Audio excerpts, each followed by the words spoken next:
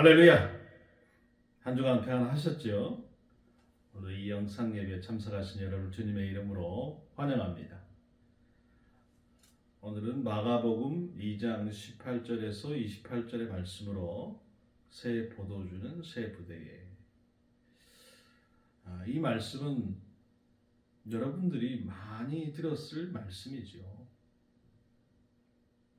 그럼에도 또 특별한 의미가 있기 때문에 오늘 이 말씀으로 여러분과 은혜를 나누고자 합니다. 여러분들에게도 특별한 날이 있겠죠. 어떤 날이 있겠습니까? 어떤 분들은 생일일 수도 있고요. 어떤 분들은 결혼 기념일일 수도 있고, 또 어떤 분들은 누군가 특별한 만남이 있던 날일 수도 있겠습니다.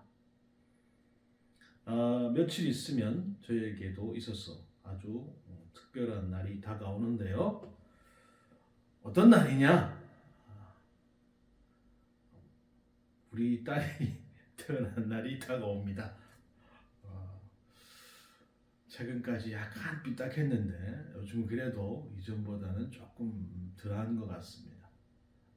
아들이 태어나고 7년이 지난 시점에 태어난 딸과의 만남은 저에게 아주 특별한 경험을 제공했습니다. 아니 무슨 딸 태어나는데 뭐가 그렇게 특별하냐? 그럴 수 있지만 아직 태어나지도 않은 딸을 저는 환상 중에 3번이나 봤습니다. 이거는 보통 경험은 아닌데요. 그리고 정확하게 그 환상 중에 본 아이가 태어났어요. 저는 그 경험을 잊을 수가 없습니다. 여러분들에게도 아마 이런 날이 있을 수 있는데요. 자, 그런데 우리에게 이런 날보다 더 중요한 날, 더 특별한 날이 있어요. 그 날은 바로 우리가 예수님을 만난 날이고 하나님 앞에서 죄 용서를 받는 날이죠. 이날 이후에 우리 삶이 그 이전의 삶과 같을 수가 없어요. 예수님과 함께 새로운 삶이 펼쳐질 수밖에 없는 것입니다. 예수님을 만난 날 이후 우리는 어떤 삶을 기대할 수 있고 또 어떤 사람이 되어야 하겠습니까? 그 말씀을 오늘 여러분과 함께 나누고자 하는 것입니다. 그 첫 번째로 우리 가운데 신랑 되시는 예수님과 함께하는 잔치가 벌어지기를 우리는 기대해야 합니다. 자, 오늘 본문의 이 앞부분을 보면 세리 레위가 자신을 불러주신 예수님께 감사하는 마음을 표현하기 위해서 자기 집에서 큰 잔치를 연 모습이 나옵니다.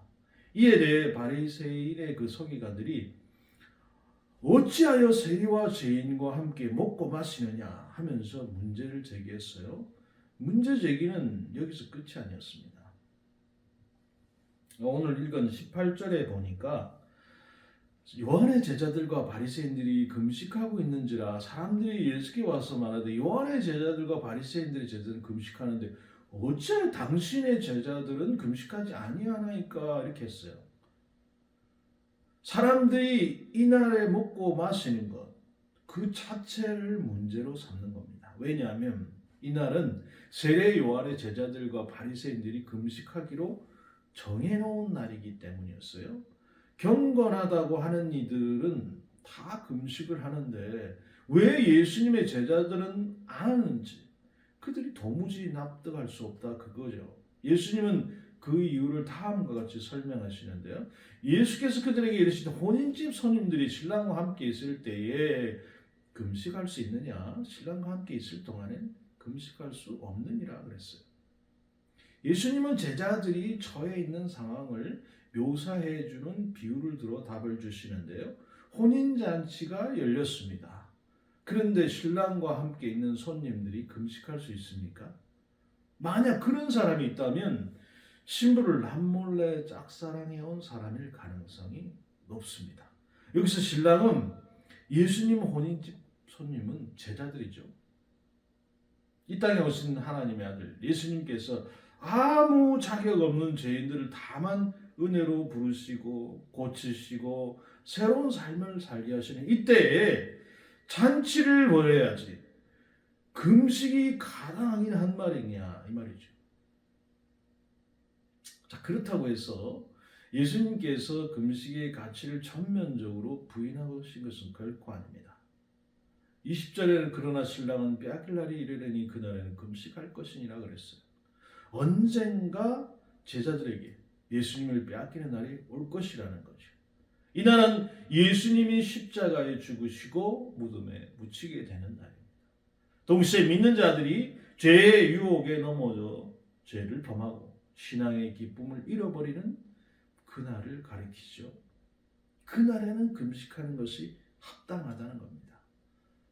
사랑하는 여러분, 지금 우리는 무엇을 해야 할 때입니까? 금식을 해야 할 때입니까? 아니면 잔치를 해야 할 때입니까? 이 질문은 둘 중 어느 하나만을 선택할 수 없는 질문이죠. 때에 따라서 금식해야 될 필요도 있고요. 잔치를 해야 될 필요도 있기 때문에 그런 것입니다. 자, 그렇다면 언제 금식해야 합니까? 영적 침체에 빠져서 심령이 메마르고 어둡게 되었을 때입니다. 내 안에 예수님의 임재가 사라졌음을 느낄 때, 자신의 죄를 깨닫고 애통함을 가지고 하나님 앞에 나아가서 죄 용서를 구할 때입니다. 이때는 금식을 하고 회개의 눈물을 흘려야 할 때죠. 그러나 오직 금식만이 경건의 표지라고 생각한다면 큰 오산입니다. 진정한 회개에는 자연스럽게 기쁨이 따라오게 돼 있어요. 하나님으로부터 죄 사함을 받는 기쁨, 하나님과의 관계가 회복되는 기쁨, 다시 주님 품에 안기는 기쁨이 있어요. 이날에는 슬픔과 뉘우침의 눈물이 아니고 기쁨과 감사의 눈물을 흘리게 된다는 것입니다. 그러니 이날에는 금식할 것이 아니고 잔치를 벌여야 하지 않겠습니까? 자, 우리의 현재 모습은 어떻습니까? 혹시 내가 세상과 물질의 마음을 빼앗겨서 우리 마음의 중심에 예수님을 잃어버리고 계시지는 않습니까? 혹시 게임과 이 쇼츠 영상에 푹 빠져서 말씀에는 너무 둔감해지지는 않았습니까? 그렇다면 금식할 때죠. 욕심을 절제하고 미디어 금식이라도 해야 할 때인 것입니다. 애통한 마음으로 회개하고 간절한 소원을 눈물로 주님께 아뢰야 할 때인 것입니다. 그러면 우리의 신랑 되시는 예수님을 우리는 다시 만나게 될 것입니다. 그때 우리는 함께 하시는 하나님 임마누엘 예수님, 신랑 되시는 예수님과 함께 기쁨으로 충만하게 될 것입니다. 이날은 금식의 영성이 아니라 잔치의 영성이 우리를 지배하는 날이 될 것이라는 거죠. 실제로 우리가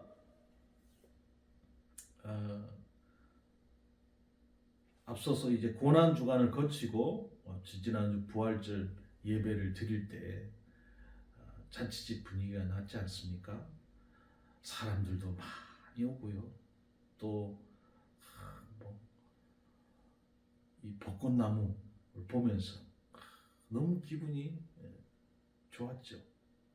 무엇보다 말씀을 통해서 예수님께서 이 땅에 오시고 십자가에서 대신 우리를 죽으셔서 우리를 구원하신 그 은혜, 이제는 부활하신 주님이 우리와 늘 함께 하신다는 사실이 주는 큰 위로가 우리 가운데 임했기 때문이죠.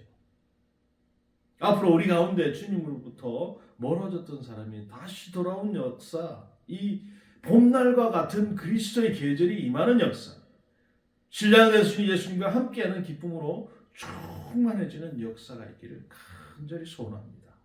그래서 매주 우리의 예배마다 천국 잔치가 벌어질 수 있기를 주님의 이름으로 축복합니다. 자, 두 번째로는 우리가 이 새 포도주 되신 예수님을 담는 새 포도 부대가 되기를 소원해야 하는 것입니다. 예수님은 두 가지 비유를 통해서 금식에 관한 논쟁을 총정리해 주시는데요. 그 첫 번째가 바로 옷에 대한 비유입니다. 21절에는 이렇게 되죠. 생배 조각을 낡은 옷에 붙이는 자가 없나니 만일 그렇게 하면 기운 새 것이 낡은 그것을 당겨 헤어짐이 더하게 되느니라. 요즘 사람들은 이 비유를 잘 이해하지 못할 수도 있어요. 왜냐하면 요즘은 낡은 옷을 수선해서 입는 경우가 거의 없죠. 대부분은 입고 그냥 버립니다. 그러나 예전에는 옷이 해지면 어떡합니까? 거기다가 천조각을 덧대고 또 고쳐서 입는 경우가 허다해요. 이때 새 천조각을 낡은 옷에 붙이는 경우는 잘 없습니다. 왜냐하면 세탁 후에 이 새 천과 낡은 옷이 이 수축되는 정도가 달라서 결국 옷이 찢어지기 때문에 그렇죠. 자, 두 번째는 포도주를 담는 가죽 부대에 대한 비유인데요. 새 포도주는 낡은 가죽 부대에 넣는 자가 없나니 만일 그렇게 하면 새 포도주가 부대를 터뜨려 포도주와 부대를 버리게 되리라. 오직 새 포도주는 새 부대에 넣느니라 하시니라. 포도주를 보관할 때 주의사항이 있죠. 포도주는 이 발포를 하면서 이산화탄소를 발생시킵니다. 만약에 새 포도주를 탄력이 떨어지는 낡은 가죽 부대에 넣게 되면 어떻게 되겠습니까? 이게 점점 부풀어 올라서 펑 포도주는 다 쏟아져 버리고 낡은 가죽 부대는 더 이상 쓸모없게 된다 이 말이죠. 그러므로 새 포도주는 신축성이 좋은 새 가죽 부대에 넣어야 하는 것입니다. 자, 오늘 이 두 가지 사례 모두 같은 주제를 말하고 있죠. 그것은 새로운 것을 옛 것에 담을 수 없다라는 것입니다. 서로 어울리지 않고 둘 다 망하게 된다는 것입니다. 새로운 것은 새로운 틀과 형식이 필요하다 이 말이죠. 여기서 새 것은 이 예수님의 오심과 함께 시작된 새로운 시대를 가리킵니다. 반면에 옛것은 바리새인과 서기관들로 대표되는 옛 시대를 가리킵니다. 옛 시대는 죄인을 무조건 멀리하고 열심히 금식하는 것이 국룰이었어요. 그 시대는 그것이 맞았다 이 말이죠. 하지만 새 시대는 죄인을 찾아가 부르시고 열심히 잔치를 벌이는 것이 국룰입니다. 새 시대는 새 것이 어울립니다. 문제는 이 두 가지를 억지로 섞으려고 하는 거예요. 그렇게 하면 결국 둘 다 망치게 된다 이 말이에요. 한 가지 짚고 넘어가야 할 것은 예수님의 이 말씀이 무조건 모든 것을 다 바꿔 그런 뜻은 아니라는 겁니다. 오래되었다고 무조건 나쁜 것은 결코 아니죠. 아니 여러분 예를 들어서 패션에도 색이 바랬거나 구겨진 중고 의상을 즐겨 입는 빈티지 패션이 유행하지 않습니까? 심지어 청바지는 오래 입은 것처럼 보이게 하려고 일부러 워싱을 하고 찢고 막 이렇게 너덜너덜하게 저게 도대체 옷인가 싶을 때도 있잖아요.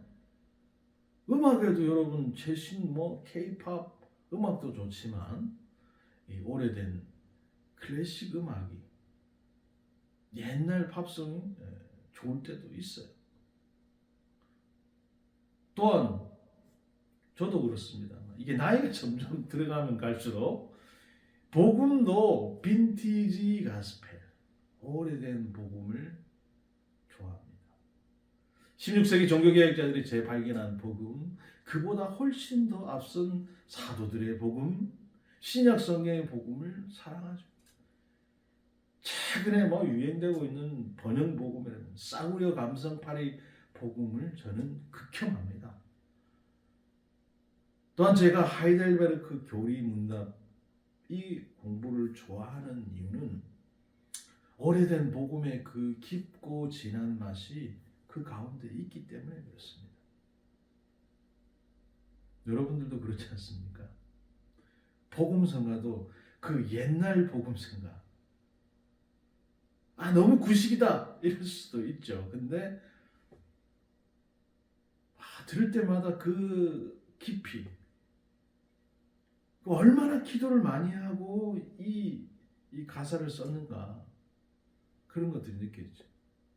자, 그런데 더 놀라운 것은 이 오래된 복음 안에는 깊고 진한 맛만 있는 게 아니라 톡 쏘는 이 강력한 맛도 있다는 겁니다.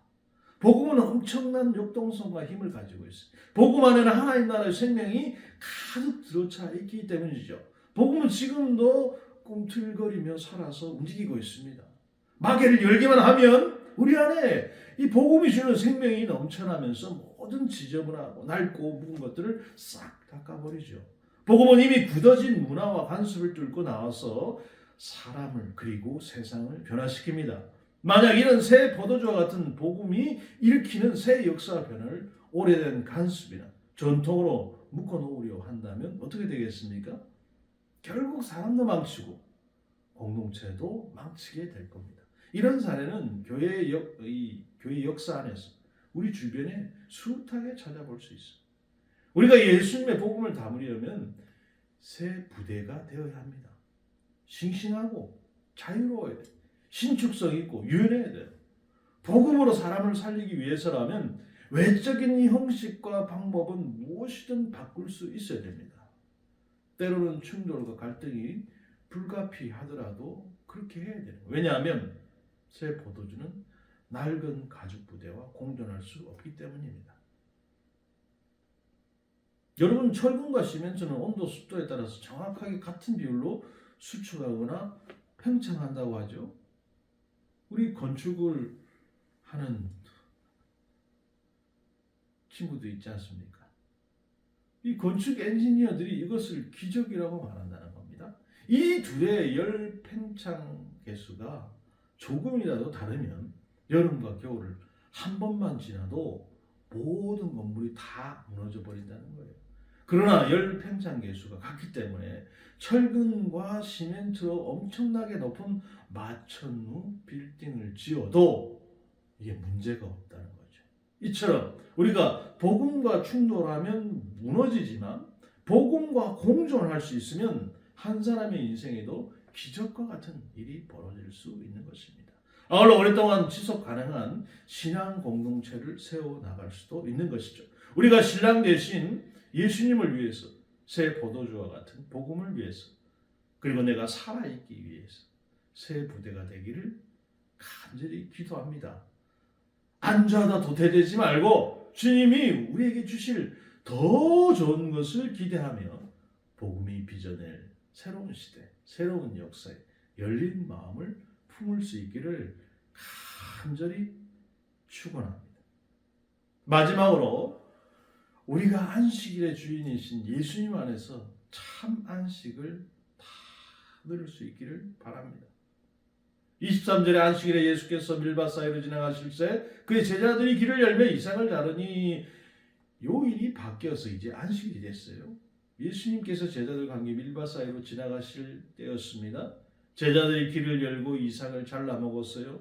이것은 기억해 봐주면 밀이삭 설이고요. 심각하게 보면 절도죄라고 할 수 있죠.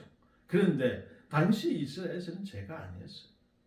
율법에서 굶주린 사람을 위해서 낯을 대지만 않는다면 얼마든지 남의 밭에 이삭을 잘라 먹을 수 있다. 이렇게 허락하고 있기 때문에 그렇습니다. 그러니까 낯만 가지고 이 곡식을 상하게 하지만 않는다면 그냥 손으로 이렇게 해서는 얼마든지 허락된다는 겁니다. 그런데 바리새인들이 다른 이유로 이것을 문제 삼았어요. 바리새인들이 예수께 여쭤가는데 저들이 어찌 안식일에 하지 못할 일을 하나이까? 손으로 이삭을 잘라서 주사하고 비벼서 탈곡하고 껍질을 털어 키질을 했으니까 안식일에 하지 못할 일을 3가지나 했다. 이것이 바리새인들의 관점이었어요. 이에 대해 예수님이 어떻게 대답하십니까?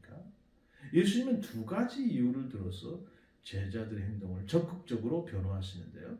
그 첫 번째, 예수님은 안식일의 법 위에 있는 분이다라는 겁니다. 예수께서 이르시되 다윗이 자기와 및 함께한 자들이 먹을 것이 없어 시장할 때 한 일을 잃지 못하였느냐 그랬어요.